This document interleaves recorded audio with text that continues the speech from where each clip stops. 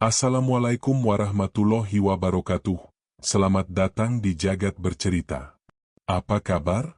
Semoga kalian semua selalu dalam keadaan sehat dan bahagia, ya.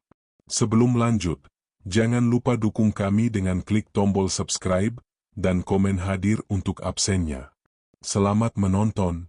Pagi di Pasar Beringharjo selalu dimulai dengan orkestra kebisingan yang akrab. Denting wajan, deru tawar-menawar, dan derit gerobak berpadu menjadi melodi kehidupan yang berulang. Di tengah hiruk-pikuk itu, warung Bu Sariah berdiri sebagai oase ketenangan dan kenikmatan. Aroma sayur asam pedasnya, berpadu dengan gurihnya ikan asin dan tempe goreng, menjadi daya tarik utama yang tak pernah gagal mengundang kerumunan. Bu Sariah, dengan tangkasnya, melayani pelanggan satu persatu. Rambutnya yang disanggul sederhana dan senyumnya yang hangat adalah pemandangan yang biasa. Hari ini, ia merasa gembira. Penjualan lancar, dan cuaca cerah menjanjikan rejeki yang melimpah. Di sampingnya, Pak Rahmat, penjual kue lapis, menyapa ramah. Mereka adalah tetangga warung yang sudah seperti keluarga. Ramai sekali, Bu Sariah, kata Pak Rahmat sambil menata kue-kuenya. Panci ibu sepertinya akan cepat habis. Bu Sariah tertawa pelan. Amin, Pak Rahmat. Hari ini bumbunya pas sekali.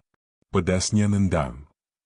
Tepat saat ia selesai berbicara, seorang pelanggan muda, seorang mahasiswi langganan, menyendokkan sayur asam ke dalam mangkoknya. Namun, gerakannya tiba-tiba terhenti. Ekspresinya yang tadinya cerah berubah menjadi bingung, lalu pucat, dan akhirnya diliputi kengerian. Pucuk sendoknya menyentuh sesuatu yang ganjil. Benda itu keras, namun memiliki tekstur yang aneh. Ibu, ini apa? Suara gadis itu bergetar. Bu Sariah mendekat, mengerutkan kening. Ia membungkuk untuk melihat lebih dekat. Di antara irisan labu siam dan kacang panjang, sebuah benda kecil berwarna kecoklatan mencuat. Bentuknya tak biasa, memiliki lekukan dan guratan yang menyerupai jari. Itu, bukan jari ayam, kan? Tanya seorang bapak di belakangnya. Bukan, bisik gadis itu. Ini jari manusia. Kata-kata itu bagai bom yang meledak di tengah keramaian. Suasana riang tiba-tiba membeku. Keheningan yang mematikan menyelimuti seluruh warung. Lalu, seperti reaksi berantai, bisikan-bisikan horor mulai menyebar. Seorang ibu menutup mulutnya, beberapa orang beringsut mundur, dan ada yang langsung muntah di pinggir jalan. Bu Sariah berdiri mematung. Jantungnya berdegup kencang hingga ia merasa pusing. Ia melihat jari itu, menatapnya dengan pandangan kosong. Kuku-kuku yang terpotong rapi, kerutan di buku jari, tidak ada keraguan. Itu adalah jari manusia. Dalam sekejap, warungnya yang ramai berubah menjadi pusat kekacauan. Penemuan ini bukan hanya sekadar insiden, melainkan sebuah aib. Nama baiknya yang dibangun bertahun-tahun runtuh dalam hitungan detik. Beberapa pelanggan yang sudah mengambil makanan meletakkannya kembali dengan jijik, bahkan ada yang memaki. Dasar tukang sihir, teriak seorang wanita tua. Pasti kamu pakai penglaris kotor. Tuduhan-tuduhan itu menusuk hati Bu Sariah lebih dalam daripada pisau. Ia tak bisa berkata-kata, hanya bisa menatap jari itu yang kini menjadi pusat perhatian. Tangannya bergetar hebat. Ia tahu, hidupnya tidak akan pernah sama lagi. Di sampingnya, Pak Rahmat menatapnya dengan pandangan campur aduk antara kasihan dan ketakutan. Kerumunan terus membesar, bisikan-bisikan horor berubah menjadi gosip liar yang menyebar seperti api. Kabar tentang penemuan mengerikan di Pasar Beringharjo sampai ke telinga Komisaris Surya saat ia sedang menikmati kopi paginya.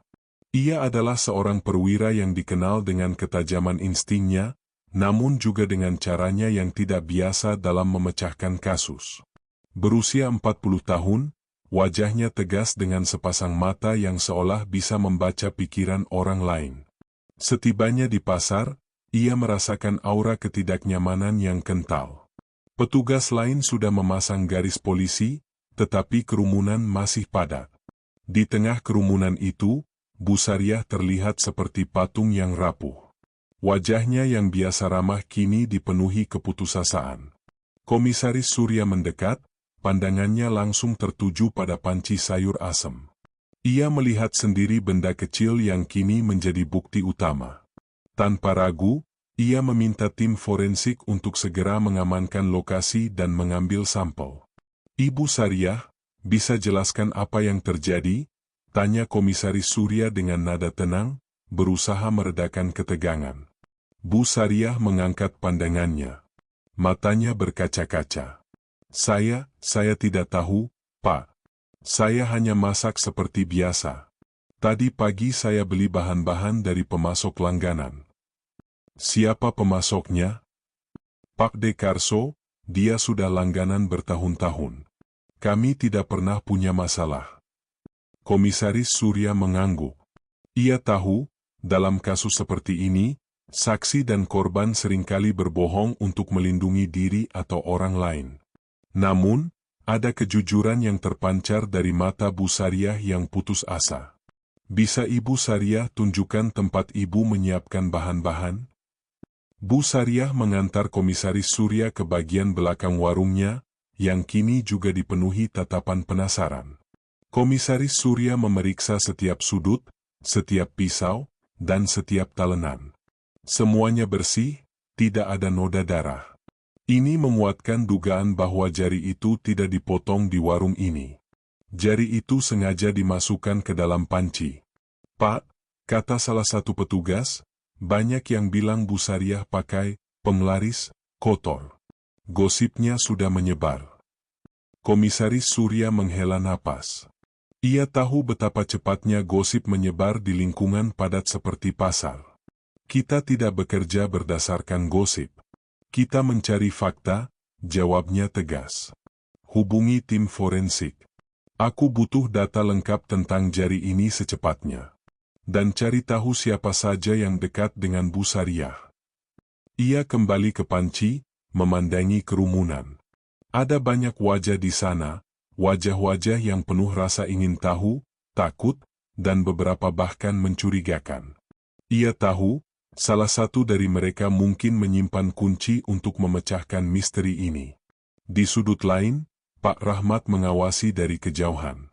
Wajahnya pucat pasi. Ia teringat kejadian semalam. Ia melihat Joko bungkuk, pengantar barang yang terkenal suka mengambil jalan pintas, membawa sebuah kotak besar ke arah warung Bu Sariah. Joko terlihat terburu-buru dan aneh, tidak seperti biasanya. Pak Rahmat sempat berpikir untuk menyapa, tetapi Joko menghilang begitu saja di antara lorong-lorong pasar yang gelap. Pak Rahmat tidak tahu apakah ia harus menceritakan apa yang ia lihat. Ia takut. Joko dikenal sebagai preman kecil di pasar, dan sindikat yang ia layani terkenal kejam. Namun, hati nuraninya berbisik. Bu Sariah adalah teman yang baik. Ia tidak mungkin melakukan hal sekejam ini.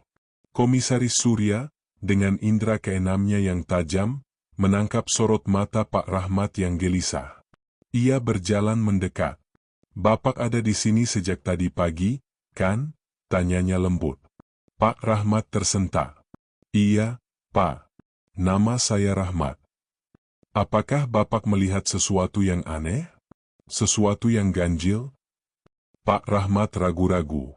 Keringat dingin mulai membasahi dahinya. Ia melihat tatapan mata Bu Sariah, penuh keputusasaan, dan ia mengambil keputusan. Ia akan bicara. "Ya, Pak Komisaris," bisiknya, menunduk agar tidak ada yang mendengar. "Saya rasa, saya tahu siapa yang terakhir kali mendekati warung Bu Sariah semalam." Langkah pertama dalam penyelidikan ini baru saja dimulai, dan Komisaris Surya tahu, petunjuk kecil ini bisa menjadi benang merah yang akan membawanya ke dalam sebuah jaringan kejahatan yang jauh lebih besar dan mengerikan. Pak Rahmat tidak pernah merasa sebegitu gemetar dalam hidupnya.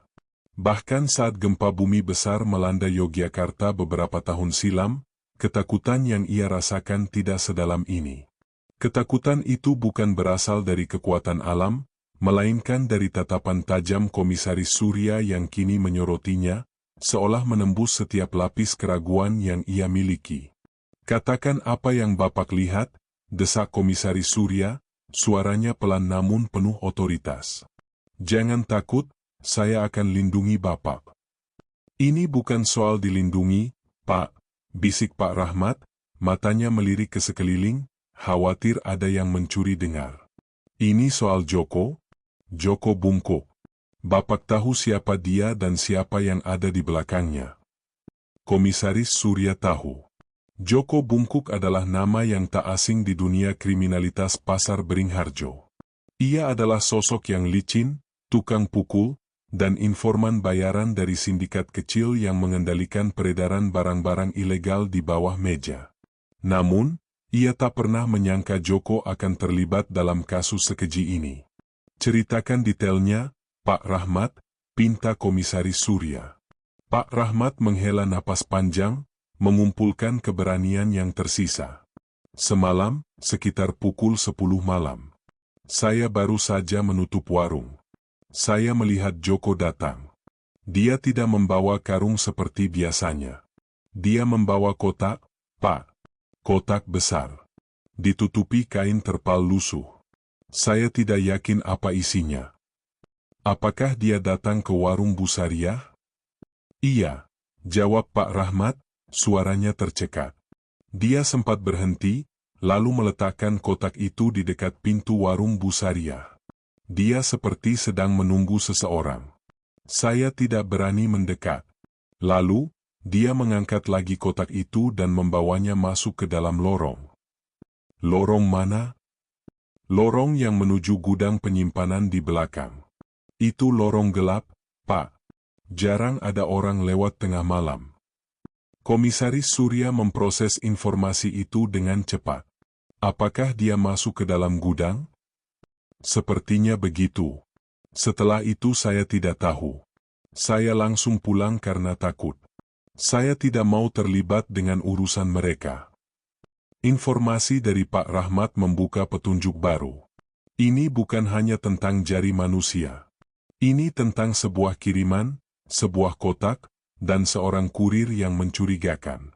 Jika jari itu adalah bagian dari sebuah kejahatan yang lebih besar, maka Joko Bungkuk adalah mata rantai pertamanya. "Terima kasih, Pak Rahmat," kata Komisaris Surya. "Informasi Bapak sangat penting. Jangan beritahu siapapun tentang percakapan kita ini. Apapun yang terjadi, tetap di sini dan jangan panik." Setelah itu, Komisaris Surya memerintahkan 2 anak buahnya untuk segera melacak Joko Bungkuk. Ia tahu, jika Joko mendengar kabar ini, ia akan menghilang. Sementara itu, berita penemuan jari di warung Bu Sariah menyebar bagai kebakaran hutan. Dari mulut ke mulut, kabar itu dipermanis dengan berbagai bumbu horor dan gosip. Beberapa orang mengatakan Bu Sariah menggunakan tumbal untuk membuat masakannya laris, yang lain menyebutnya sebagai pesugihan. Kerumunan yang tadinya penuh simpati perlahan berubah menjadi penghakiman. Bu Sariah, yang sudah didudukan di kursi plastik di pinggir warungnya, mendengar semua bisikan itu. Wajahnya yang pucat kini dipenuhi air mata. Ia merasa hancur. Bukan hanya karena kejadian mengerikan itu, tetapi karena orang-orang yang selama ini ia anggap pelanggan setia, kini menatapnya dengan pandangan penuh kebencian dan tuduhan. Di tengah situasi yang kacau itu, Ibu Ratna, seorang petugas pasar yang sudah puluhan tahun bekerja di sana, mendekati Bu Sariah. Ia dikenal sebagai sosok yang tegas namun berhati mulia. Ibu Ratna mengusir kerumunan yang bergosip dengan lambaian tangannya.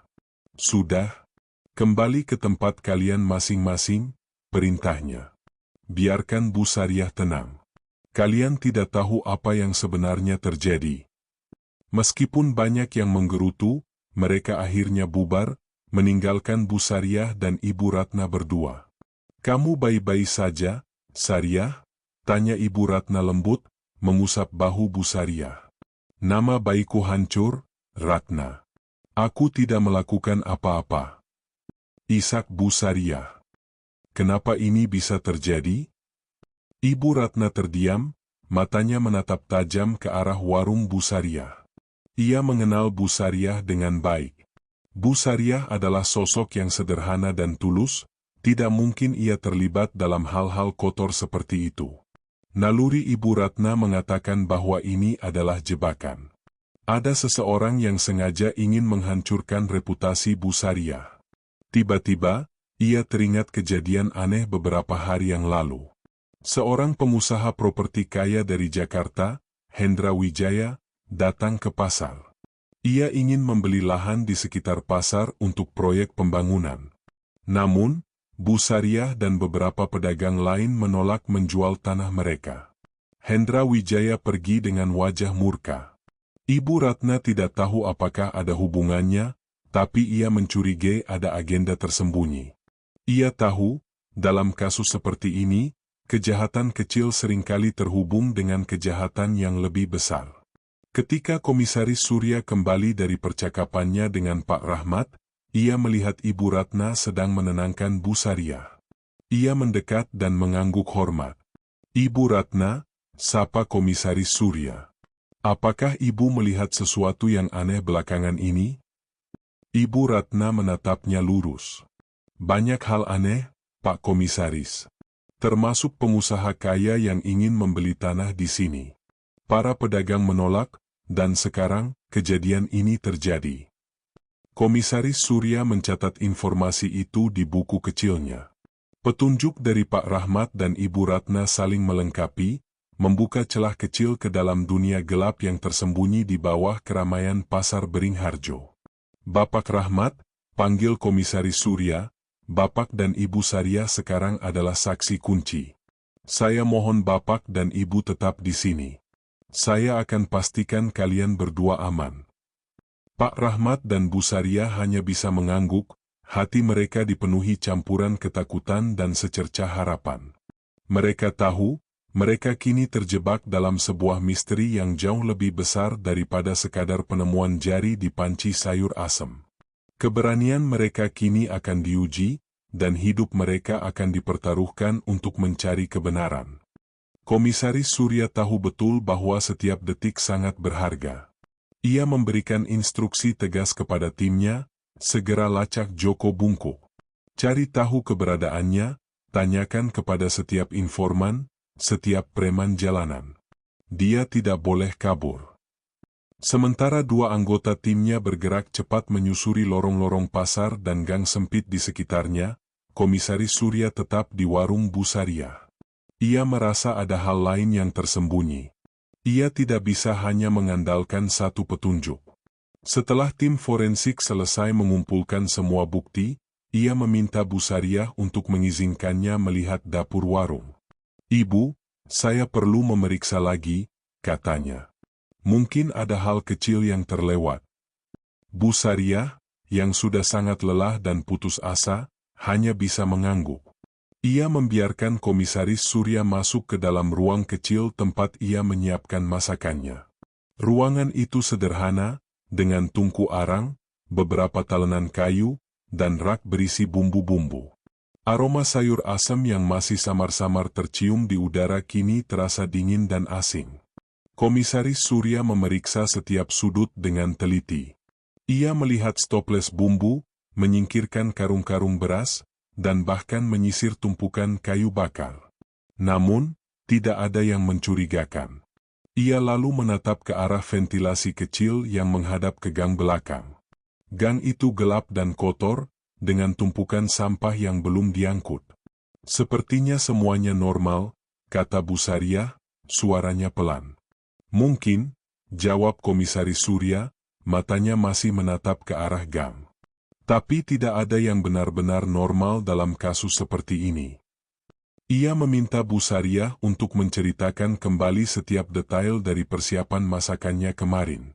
Bu Sariah menceritakan semuanya, mulai dari membeli bumbu dan sayuran hingga menyalakan tungku dan memasukkan semua bahan ke dalam panci. Ia bahkan menyebutkan bahwa ia memotong sayuran dengan pisau yang sama setiap hari. Komisaris Surya meminta pisau itu dan memeriksanya. tidak ada noda darah. Ini semakin memperkuat dugaannya bahwa jari itu sengaja dimasukkan ke dalam panci setelah dimasak. Saat Komisaris Surya sedang menyusun potongan-potongan teka-teki, sebuah telepon dari anak buahnya masuk. Lapor, Pak. Kami sudah cek rumah Joko Bungkuk. Dia tidak ada di sana. Rumahnya kosong dan terkunci. Tetangganya bilang dia sudah pergi sejak subuh, buru-buru sekali. Apakah ada yang melihatnya pergi? Ada. Seorang tukang becak melihatnya membawa tas ransel besar, sepertinya mau keluar kota. Komisaris Surya mengerutkan dahi. Sial. Dia pasti sudah tahu beritanya. Kirimkan foto dan ciri-cirinya ke semua posko. Hubungi terminal dan stasiun. Kita harus mencegatnya sebelum dia menghilang. Ia mengakhiri panggilan dengan nada kesal. Hilangnya Joko Bungkuk bukan hanya sebuah kemunduran, melainkan konfirmasi bahwa mereka berhadapan dengan sindikat yang terorganisir. Mereka tahu apa yang mereka lakukan dan mereka punya orang dalam yang bisa memberikan informasi cepat. Komisaris Surya kembali ke depan warung, tempat Ibu Ratna sedang menenangkan Bu Sariah. Ia menatap wajah Ibu Ratna, yang sudah bertahun-tahun menjadi bagian tak terpisahkan dari pasar ini. Bu Ratna, saya butuh bantuan Ibu, katanya. Saya tahu Ibu mengenal semua orang di sini. Siapa saja yang dekat dengan Joko Bungkuk? Siapa yang sering berurusan dengannya? Ibu Ratna terdiam sejenak, memikirkan setiap wajah. Joko memang sering berurusan dengan banyak orang, Pak.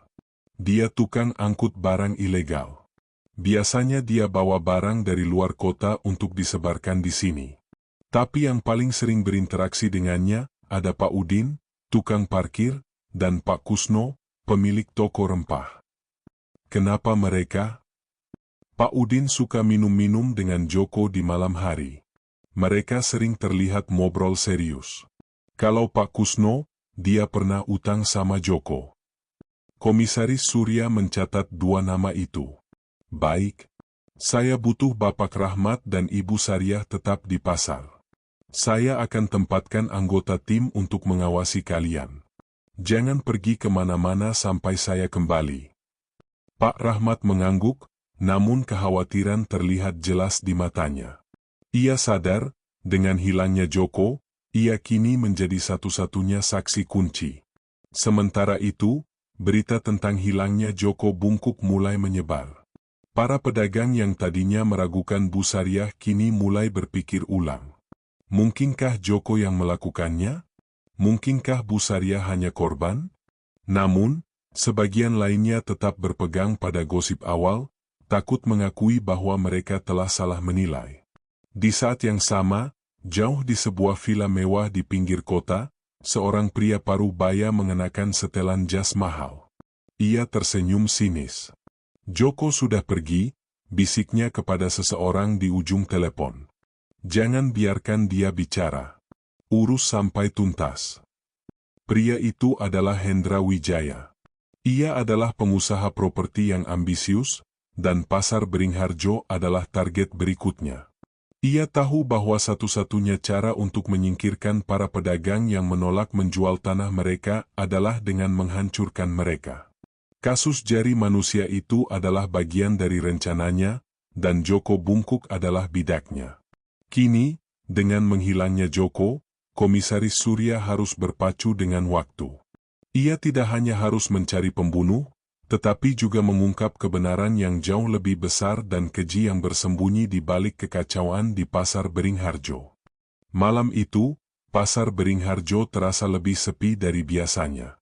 Gosip tentang jari manusia dan hilangnya Joko Bungkuk telah mengusir sebagian besar pengunjung dan meninggalkan ketidakpastian yang dingin di antara para pedagang.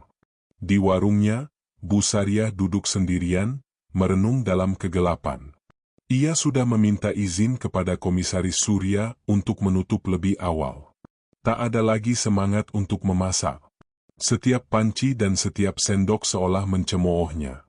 Di sudut lain, Ibu Ratna, petugas pasar yang tegas, sedang menyelesaikan tugasnya. Ia memeriksa setiap warung, memastikan semuanya terkunci. Namun, pikirannya tidak tenang. Ia tidak percaya Bu Sariah bisa melakukan hal sekejam itu. Ia sudah mengenal Bu Sariah selama puluhan tahun, sejak warung itu masih berupa lapak kecil. Bu Sariah adalah simbol kerja keras dan kejujuran. Ada sesuatu yang tidak beres, dan Ibu Ratna bertekad untuk membuktikannya. Ia berjalan ke arah warung Bu Sariah. "Sariah, kamu baik-baik saja?" tanyanya sambil mengetuk pintu kayu yang tertutup. Bu Sariah membuka pintu, wajahnya terlihat sangat lelah. "Aku tidak tahu, Ratna. Aku merasa hancur." "Jangan menyerah, Sariah," kata Ibu Ratna, masuk ke dalam. "Aku yakin kamu tidak bersalah. Kita harus mencari tahu siapa yang menjebakmu." "Tapi bagaimana?" "Polisi sudah menanganinya," jawab Bu Sariah pasrah. "Polisi punya cara mereka, kita punya cara kita," bisik Ibu Ratna. "Dengarkan aku baik-baik. Ada hal-hal yang tidak bisa dilihat oleh orang luar. Kita harus mencari petunjuk dari dalam." Ibu Ratna menceritakan kecurigaannya tentang Hendra Wijaya. Ia menjelaskan bagaimana pengusaha itu datang dengan niat buruk untuk menggusur pasar. "Dia ingin kita menjual tanah ini. Ketika kita menolak, dia pergi dengan wajah marah. Dan sekarang, kejadian ini terjadi." Bu Sariah terdiam. Ia ingat kejadian itu. Seorang pria berjas mewah, dengan tatapan mata yang dingin, datang ke warungnya dan menawarkan uang dalam jumlah fantastis. Bu Sariah menolak. Pasar ini adalah warisan keluarganya, dan ia tidak akan menjualnya. "Apakah mungkin dia yang melakukannya?" bisik Bu Sariah. "Mungkin," jawab Ibu Ratna. "Pengusaha sepertinya punya cara kotor untuk mendapatkan apa yang mereka mau. Mereka bisa membayar siapa saja, bahkan untuk melakukan kejahatan keji." Sambil berbicara, Ibu Ratna mengamati sekeliling warung. Ia melihat rak bumbu, meja persiapan, dan tungku. Lalu, matanya terpaku pada sebuah lubang kecil di dinding belakang, di dekat ventilasi. Lubang itu tidak terlihat dari luar, tersembunyi di balik tumpukan karung kosong. Ibu Ratna mendekat dan menyentuh lubang itu. Ada bekas debu yang baru dibersihkan. "Ini aneh," katanya. "Lubang ini tidak ada sebelumnya. Apakah kamu tahu tentang ini?" Bu Sariah menggeleng. Ia tidak pernah menyadarinya. Ia hanya berpikir itu bagian dari konstruksi bangunan yang sudah tua. "Sariah, aku rasa ada orang yang mengamati warungmu dari gang belakang," kata Ibu Ratna. "Mungkin ini tempat mereka menaruh sesuatu." Tiba-tiba, terdengar langkah kaki di luar. Itu adalah Pak Rahmat. Ia datang dengan wajah cemas, membawa sebuah tas plastik berisi makanan. "Ini untukmu, Sariah," katanya. "Kamu harus makan." Ibu Ratna menceritakan penemuan lubang di dinding. Pak Rahmat ikut memeriksanya dan setuju bahwa itu sangat mencurigakan. Mereka bertiga menyadari bahwa warung itu mungkin telah menjadi target pengintaian sejak lama. Seseorang telah merencanakan ini dengan sangat teliti. "Tapi apa hubungannya dengan Joko?" tanya Pak Rahmat. Ibu Ratna berpikir. Mungkin Joko tidak tahu apa yang dia bawa. Mungkin dia hanya kurir yang dimanfaatkan. Mungkin dia disuruh meletakkan kotak itu di sana, lalu seseorang yang lain memasukkan jari itu ke dalam panci dari lubang ini. Teori itu masuk akal, tetapi sangat sulit dibuktikan. Mereka tahu, Komisaris Surya akan membutuhkan bukti yang jauh lebih kuat dari sekadar lubang di dinding. Namun, setidaknya mereka kini memiliki sebuah petunjuk. Ibu Ratna berjanji akan mengumpulkan lebih banyak informasi, berbicara dengan para pedagang lain, dan mencari tahu apakah ada yang melihat sesuatu yang mencurigakan di gang belakang. Di luar, kegelapan pasar terasa lebih dalam.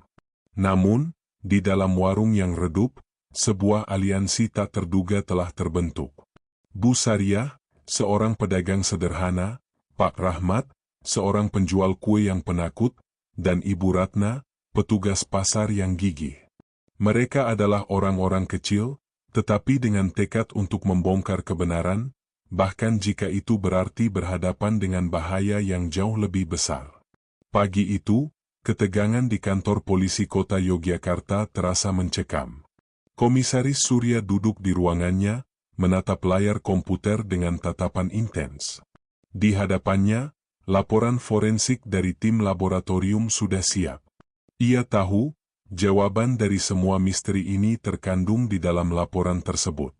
Laporan pertama mengkonfirmasi bahwa jari itu adalah jari kelingking dari tangan kanan seorang wanita berusia sekitar 20-an tahun. Hasil tes DNA menunjukkan kecocokan dengan sampel DNA dari sikat gigi yang ditemukan di sebuah kamar kos di kawasan Gejayan, milik seorang mahasiswi bernama Dewi Kinasih.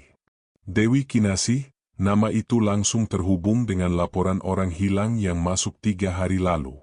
Seorang mahasiswi cerdas dan periang, dilaporkan hilang oleh teman sekamarnya setelah tidak kembali dari sebuah acara diskusi. Komisaris Surya segera memerintahkan timnya untuk mengkonfirmasi keberadaan teman sekamar Dewi, Laras, dan segera menjadikannya saksi kunci. Saat Laras tiba di kantor polisi, ia terlihat sangat ketakutan.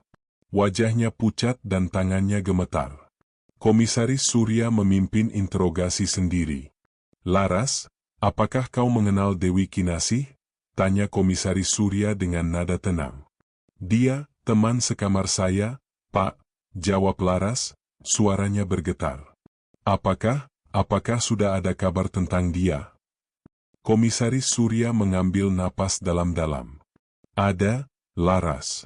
Kami menemukan jari yang kami duga milik Dewi." Laras menjerit, air mata langsung membanjiri pipinya. Ia menutup wajahnya dengan kedua tangan, tangisnya pecah menjadi isakan yang menyakitkan. Tidak mungkin. Dewi orang baik, Pak. Kenapa ini terjadi padanya?" Setelah Laras sedikit tenang, ia menceritakan tentang Dewi. Dewi adalah seorang aktivis mahasiswa yang vokal, sering terlibat dalam demonstrasi dan diskusi tentang hak-hak rakyat kecil. Ia sangat menentang penggusuran lahan oleh pengusaha properti. Laras ingat, beberapa hari sebelum menghilang, Dewi pernah bercerita bahwa ia sedang mengerjakan sebuah riset besar tentang praktik-praktik kotor perusahaan properti yang dipimpin oleh seorang pengusaha kaya bernama Hendra Wijaya. Dewi bilang dia sudah punya bukti-bukti kuat, Pak, ujar Laras. Dia punya data tentang pembelian lahan yang ilegal dan ancaman-ancaman yang dilakukan anak buah Hendra Wijaya. Dia bilang dia akan mempublikasikan semuanya. Kecurigaan Ibu Ratna terbukti. Nama Hendra Wijaya muncul lagi. Ini bukan hanya kasus pembunuhan, ini adalah pembungkaman. Komisaris Surya meminta Laras untuk menceritakan detail terakhir kali ia melihat Dewi. Laras mengatakan bahwa Dewi pergi ke sebuah kafe untuk bertemu seorang informan. Laras tidak tahu siapa informan itu, tetapi ia ingat Dewi mengatakan orang itu bekerja di Pasar Beringharjo. Pikiran Komisaris Surya langsung melompat ke Pak Rahmat, saksi kunci yang ia temui di pasar. Apakah Pak Rahmat adalah informan yang dimaksud Dewi? Atau ada orang lain? Di saat yang sama, tim yang ditugaskan untuk melacak Joko bungkuk kembali dengan tangan kosong. "Lapor, Pak. Joko sepertinya sudah pergi jauh. Tidak ada yang melihatnya di terminal atau stasiun. Kami menduga dia kabur lewat jalur tikus, Pak." Komisaris Surya menghela napas berat. Mereka kehilangan satu-satunya petunjuk fisik. Joko bungkuk menghilang seperti ditelan bumi. Namun, informasi dari Laras memberikan benang merah yang kuat. Jari manusia di panci sayur asem bukan kebetulan. Itu adalah pesan. Pesan yang kejam dan mengerikan untuk membungkam Dewi dan, mungkin, untuk menakut-nakuti para pedagang di Pasar Beringharjo. Komisaris Surya segera menghubungi timnya. "Fokus pada Hendra Wijaya," perintahnya. "Cari tahu semua tentang dia. Aset, bisnis, dan terutama, orang-orang kepercayaannya." Ia juga memutuskan untuk kembali ke Pasar Beringharjo. Ia harus menemui Pak Rahmat dan Ibu Ratna lagi. Kali ini, ia tidak hanya akan meminta informasi, tetapi juga memberikan peringatan. Pak Rahmat dan Bu Sariah berada dalam bahaya. Mereka adalah saksi kunci, dan sindikat Hendra Wijaya tahu itu. Ketika Komisaris Surya tiba di pasar, suasana masih dipenuhi dengan bisikan-bisikan. Bu Sariah dan Pak Rahmat terlihat sangat lelah, tapi mata mereka penuh tekad. "Kami sudah tahu, Pak Komisaris," kata Pak Rahmat, suaranya mantap. Joko bungkuk kabur. "Kami tahu kami dalam bahaya." Komisaris Surya mengangguk. "Ya, Bapak dan Ibu dalam bahaya. Saya yakin jari itu adalah pesan. Pesan dari seseorang yang ingin menghancurkan pasar ini." "Pengusaha itu? Hendra Wijaya?" tanya Bu Sariah. "Nama itu terus muncul," jawab Komisaris Surya. "Saya akan pastikan dia bertanggung jawab." Di bawah langit senja Yogyakarta, ketiga orang itu berdiri bersama, sebuah aliansi yang tidak terduga. Komisaris Surya, seorang perwira yang gigih, Pak Rahmat, seorang penjual kue yang penakut namun berani, dan Bu Sariah, seorang pedagang sayur asem yang kini berubah menjadi korban dan saksi.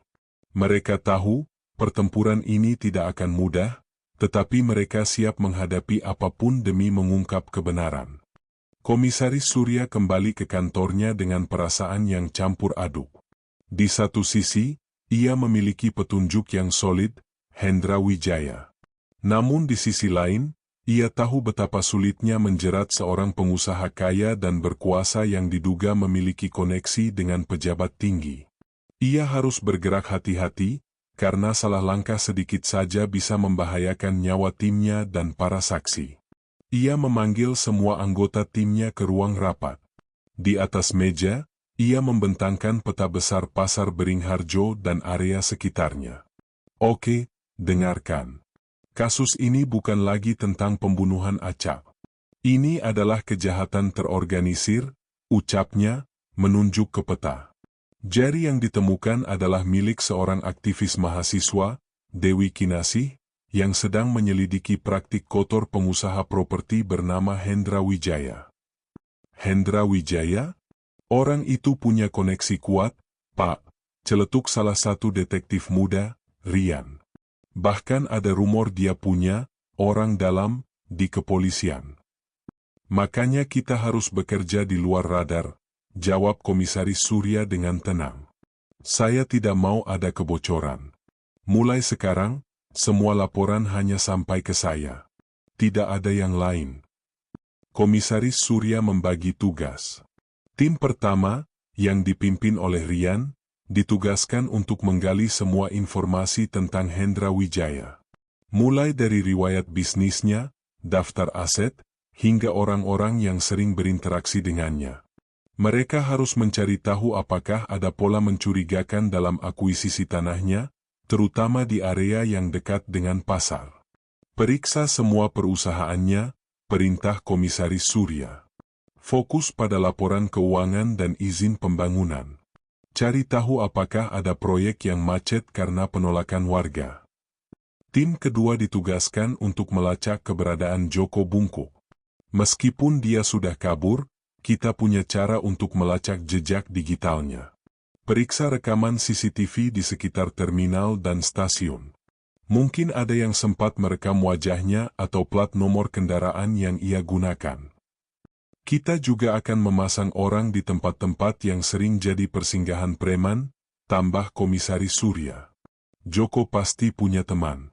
Kita akan mencari tahu siapa saja yang mungkin membantunya bersembunyi." Meskipun terlihat tenang, Komisaris Surya merasakan tekanan yang luar biasa. Ia tahu ini bukan sekadar mengejar penjahat, melainkan membongkar sebuah sindikat yang memiliki akar kuat. Di tengah kesibukan itu, Komisaris Surya mendapatkan telepon dari Ibu Ratna. "Pak, saya punya informasi," bisiknya dari ujung telepon. "Saya sudah bertanya ke pedagang lain. Mereka semua bilang ada hal aneh yang terjadi di gang belakang warung Bu Sariah."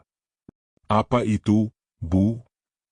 Beberapa pedagang yang berjaga malam bilang sering melihat cahaya senter di gang belakang, kadang-kadang tengah malam. Mereka pikir itu hanya anak-anak nakal atau gelandangan. Tapi setelah kejadian ini, mereka jadi curiga. Informasi itu mengkonfirmasi kecurigaan Komisaris Surya dan Bu Ratna tentang lubang di dinding. Seseorang memang mengintai warung Bu Sariah. Terima kasih, Bu Ratna. Informasi ini sangat penting. Tapi tolong, jangan bertindak sendiri. Tetap aman. Saya akan hati-hati, Pak. Saya hanya ingin membantu Bu Sariah, jawabnya, suaranya dipenuhi tekad. Setelah menutup telepon, Komisaris Surya merasa ada harapan. Ia tahu, ia tidak sendirian. Ada orang-orang kecil yang memiliki keberanian besar untuk mencari kebenaran. Ia segera memerintahkan timnya untuk mengumpulkan rekaman CCTV dari area belakang pasar, berharap bisa menemukan jejak kaki atau siluet orang yang berada di sana. Malam harinya, tim Rian kembali dengan laporan awal. Hendra Wijaya memiliki riwayat akuisisi tanah yang mencurigakan. Ia sering membeli tanah dari warga miskin dengan harga murah dan menjualnya kembali dengan harga fantastis. Beberapa kasus terpaksa diselesaikan di luar pengadilan karena ancaman dan intimidasi. Ada satu kasus di daerah lain yang mirip dengan Pasar Beringharjo, Pak, lapor Rian. Warganya menolak menjual tanah mereka. Tiba-tiba, terjadi kecelakaan tragis yang menewaskan ketua komunitas warga. Setelah itu, warga lain ketakutan dan akhirnya menjual tanah mereka. Ini bukan kebetulan, gumam Komisaris Surya, matanya menyala. Mereka menggunakan teror untuk mendapatkan apa yang mereka mau. Ia menyadari bahwa jari manusia di panci sayur asem bukan hanya tentang membunuh Dewi. Itu adalah pesan teror untuk semua pedagang di Pasar Beringharjo. Pesan bahwa jika mereka tidak menyerah, nasib mereka bisa lebih buruk dari sekadar kehilangan jari. Temukan koneksi antara Hendra Wijaya, Joko Bungkup, dan kasus-kasus lain, perintahnya kepada tim. Kita harus membuktikan bahwa ini adalah sebuah sindikat. Sebuah jaringan kejahatan yang terorganisir dan kejam. Ini bukan hanya tentang menangkap seorang pembunuh, tetapi membersihkan kota kita dari orang-orang seperti mereka. Keesokan harinya, kehidupan di Pasar Beringharjo tidak membaik.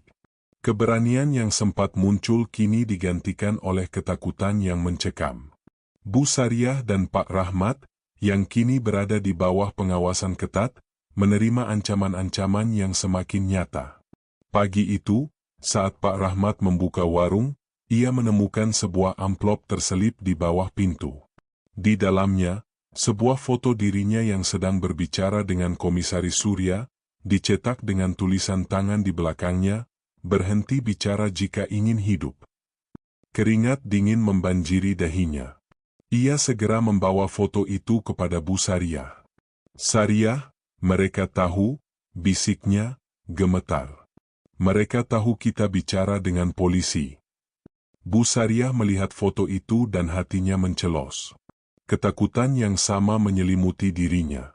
Warungnya, yang kini lebih sepi dari biasanya, terasa seperti sangkar.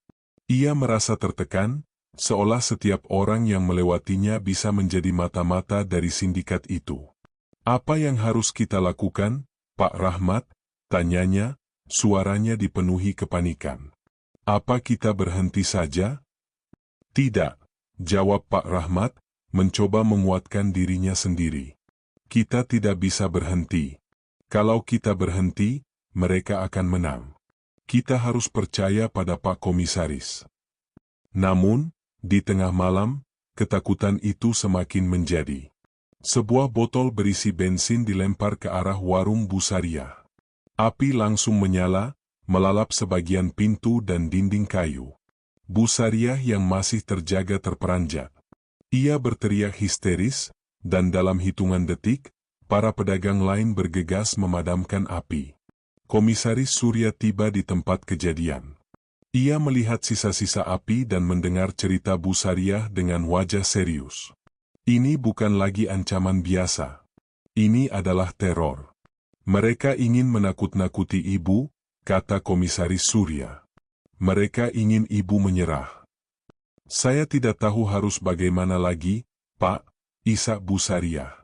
Saya takut. Saya hanya ingin hidup normal. Di sisi lain, tim Rian berhasil mendapatkan informasi baru. Mereka menemukan bahwa Hendra Wijaya memiliki tangan kanan bernama Iwan, seorang mantan preman yang sekarang bekerja sebagai kepala keamanan di salah satu perusahaannya. Iwan dikenal sebagai orang yang kejam dan sering menggunakan kekerasan untuk menyelesaikan masalah. Iwan, Pak. Dia yang sering mengurus penggusuran, lapor Rian. Dia juga yang sering terlihat bersama Joko Bungkuk. Komisaris Surya menduga Iwan adalah orang yang mengatur semua ini, termasuk pelarian Joko. Ia adalah penghubung antara Joko dan Hendra Wijaya. Ini bukan lagi soal bisnis, ini soal kekuasaan, gumam Komisaris Surya. Mereka tidak hanya ingin tanah, mereka ingin mengendalikan hidup orang lain. Ia segera mengatur penjagaan ketat di sekitar warung Busariah dan rumah Pak Rahmat. Ia tahu, sindikat ini tidak akan berhenti sampai mereka mendapatkan apa yang mereka mau.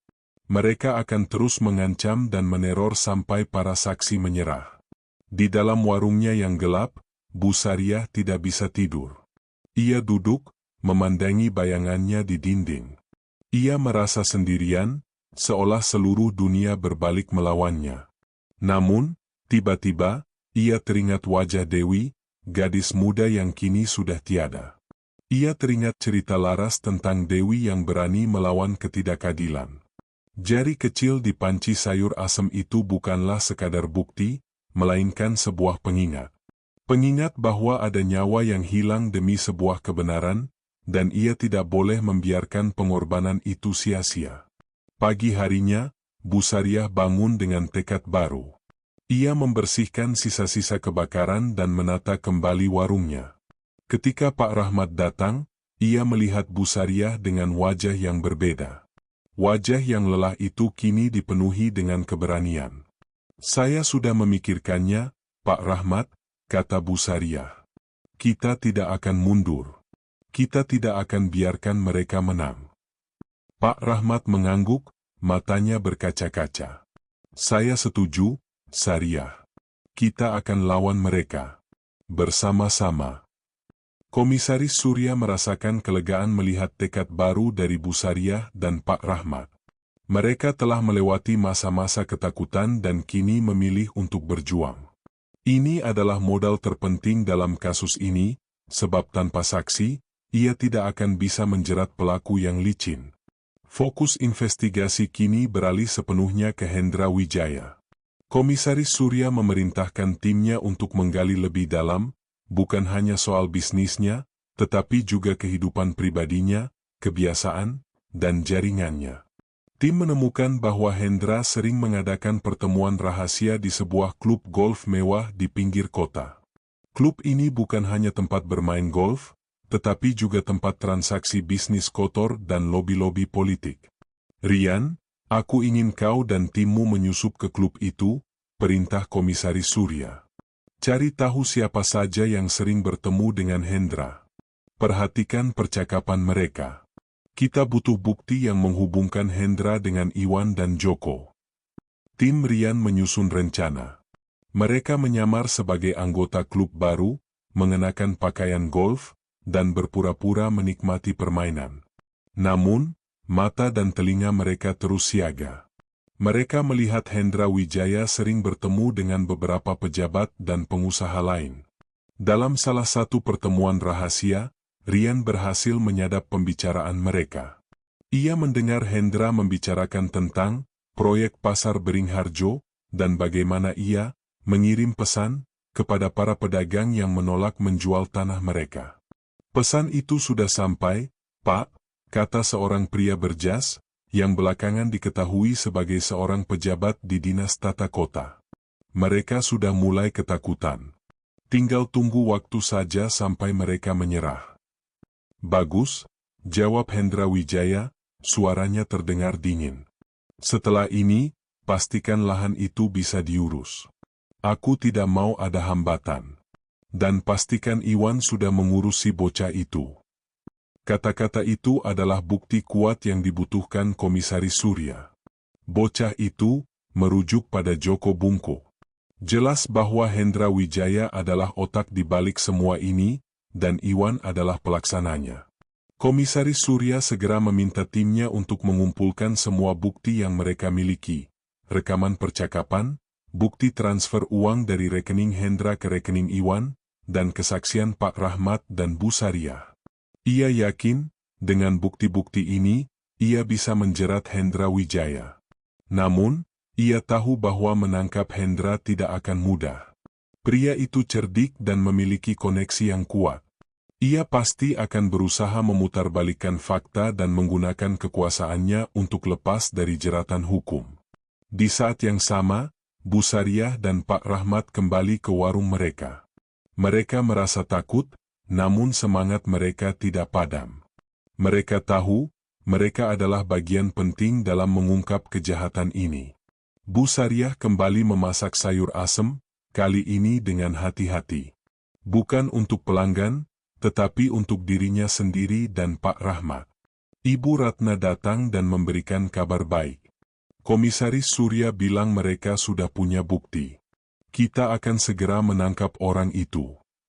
Mendengar itu, sebuah perasaan lega menyelimuti mereka. Jalan mereka memang panjang dan berbahaya, tetapi mereka tahu, kebenaran akan segera terungkap. Dan bagi mereka, itu adalah kemenangan yang jauh lebih berharga daripada apapun. Komisaris Surya tahu betul bahwa menjerat Hendra Wijaya membutuhkan lebih dari sekadar bukti lisan dan rekaman. Hendra adalah pria yang licik. Ia akan memutarbalikkan fakta dan menggunakan koneksi politiknya untuk meloloskan diri. Komisaris Surya membutuhkan bukti yang tak terbantahkan, sebuah jebakan yang akan membuatnya mengaku. Ia memanggil Pak Rahmat, Bu Sariah, dan Ibu Ratna ke kantor polisi. Ketiganya datang dengan wajah tegam, tetapi tekad mereka terlihat jelas. Dengarkan baik-baik, kata Komisaris Surya, wajahnya serius. Kita punya bukti yang kuat, tetapi kita butuh satu langkah terakhir untuk menjebaknya. Saya butuh bantuan kalian. Komisaris Surya menjelaskan rencananya. Mereka akan menggunakan Bu Sariah dan warungnya sebagai umpan. Ide itu membuat Pak Rahmat dan Bu Sariah terkejut, namun mereka tahu, ini adalah satu-satunya cara untuk mengakhiri teror ini. Kita akan menyebarkan berita palsu, jelas Komisaris Surya. Kita akan bilang ke semua orang bahwa Bu Sariah memutuskan untuk menyerah dan akan menjual warungnya. Kita akan bilang dia akan bertemu dengan pembeli hari ini, di warungnya. Bu Sariah dan Pak Rahmat saling pandang. Mereka mengerti. Berita itu akan sampai ke telinga Hendra Wijaya. Ia akan datang ke warung Bu Sariah, merasa yakin ia telah menang. Saat dia datang, kita akan memasang alat penyadap tersembunyi, lanjut Komisaris Surya. Kita akan merekam semua percakapan. Pastikan dia tidak curiga. Pak Rahmat mengangguk, namun kekhawatiran terlihat jelas di matanya. Pak Komisaris, apakah ini tidak terlalu berbahaya? Ini sangat berbahaya, jawab Komisaris Surya dengan jujur. Tapi ini adalah satu-satunya cara untuk mendapatkan pengakuan langsung dari mulutnya. Kami akan memantau dari jauh. Jika ada hal yang tidak beres, kami akan segera bertindak. Bu Sariah menghela napas panjang. Ia menatap Komisaris Surya. Saya setuju, Pak. Saya akan melakukannya. Meskipun takut, ia merasa ini adalah kesempatan untuk membersihkan nama baiknya dan mendapatkan keadilan untuk Dewi Kinasih. Ibu Ratna menawarkan diri untuk membantu menyebarkan berita palsu itu, memastikan bahwa kabar itu terdengar meyakinkan di seluruh pasar. Rencana pun disusun dengan matang.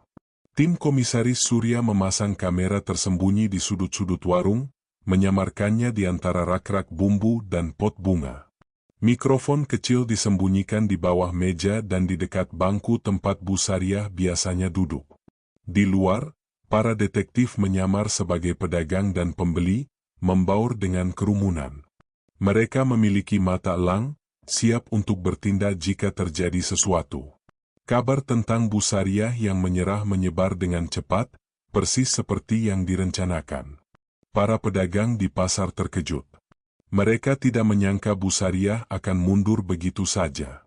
Di sebuah kafe mewah, Hendra Wijaya tersenyum puas ketika menerima kabar itu dari tangan kanannya, Iwan. Lihat, Iwan. Mereka tidak bisa melawan kekuatan kita, katanya, suaranya dipenuhi kemenangan. Ini adalah akhir dari permainan. Apa Bapak akan datang sendiri? Tanya Iwan. Tentu saja, jawab Hendra. Aku ingin melihat wajahnya. Aku ingin melihat bagaimana mereka menyerah di hadapanku. Hendra Wijaya tidak tahu bahwa ia sedang berjalan ke dalam jebakan yang telah disiapkan dengan hati-hati. Ia tidak tahu bahwa setiap langkahnya sedang diawasi, dan setiap kata-katanya akan menjadi bukti yang akan menjebloskannya ke penjara. Komisaris Surya dan timnya menunggu di sebuah mobil van, memantau dari layar komputer. Mereka melihat Hendra Wijaya tiba, mengenakan setelan mahal, dengan senyum arogan di wajahnya. Babak akhir dari drama ini akan segera dimulai.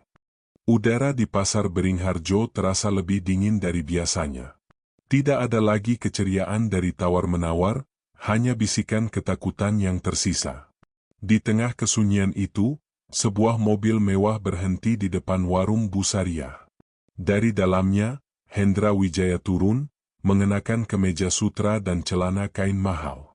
Senyum arogannya kontras dengan raut wajah para pedagang yang menatapnya penuh kebencian. Hendra berjalan santai ke warung Bu Sariah. Ia melihat Bu Sariah dan Pak Rahmat duduk di sana, wajah mereka tegang. Ia menyapa mereka dengan ramah palsu. Jadi, Bu Sariah, akhirnya Anda menyerah juga, kata Hendra, suaranya dipenuhi kemenangan yang terselubung. Saya sudah bilang, perlawanan itu sia-sia. Bu Sariah tidak menjawab. Ia hanya menunduk, seolah pasrah. Pak Rahmat menggenggam tangannya di bawah meja, mencoba menyembunyikan getarannya. Hendra duduk di kursi plastik di hadapan mereka. Ia mengeluarkan dokumen dari tas kerjanya. Ini surat perjanjiannya. Setelah Anda tanda tangani, semua masalah akan selesai. Anda akan mendapatkan uang yang jauh lebih besar dari yang Anda dapatkan dari warung kecil ini. Bu Sariah dan Pak Rahmat saling pandang. Mereka tahu, saat inilah waktunya. Apakah ini juga akan menyelesaikan masalah jari manusia itu? Tanya Bu Sariah, suaranya pelan dan bergetar. Hendra tertawa. Oh, itu hanya kecelakaan kecil, Bu. Kadang-kadang dalam bisnis besar, kita harus mengirim pesan yang jelas, supaya orang-orang tahu siapa yang berkuasa. Tapi, mengapa harus dengan cara itu? Tanya Pak Rahmat, mencoba memancingnya. Jari seorang mahasiswi. Mahasiswi itu terlalu banyak bicara, sela Hendra, tawanya mereda. Dia mencoba menghalangi rencana saya. Saya sudah peringatkan dia, tapi dia tidak mendengarkan. Jadi, saya harus melakukan sesuatu agar yang lain juga tahu. Lagi pula, cara itu efektif, bukan? Lihat, sekarang Anda sudah menyerah. Di dalam van pengintai, Komisaris Surya dan timnya mendengarkan setiap kata dengan mata terbelalak. Pengakuan itu direkam dengan jelas. Mereka memiliki semua yang mereka butuhkan. Tunggu, Pak, kata Bu Sariah. Apakah Bapak yang suruh Joko Bungkuk menaruh jari itu di panci saya? Hendra mendengus. Joko hanya kurir saya. Dia dibayar untuk menaruh kotak itu. Yang meletakkan jari itu di panci, itu urusan orang lain. Saya hanya memberi perintah, bukan mengeksekusi langsung. Tepat saat Hendra sedang berbicara, Komisaris Surya memberi isyarat kepada timnya. Hendra Wijaya sudah terperangkap dalam jebakannya sendiri. Hendra Wijaya, atas nama hukum, Anda ditangkap, perintah Komisaris Surya, keluar dari van bersama timnya, senjata di tangan. Hendra Wijaya terkejut. Wajahnya yang arogan seketika pucat pasi. Ia berusaha berdiri dan melarikan diri, tetapi tim polisi sudah mengepungnya. "Tidak. Ini jebakan," teriaknya.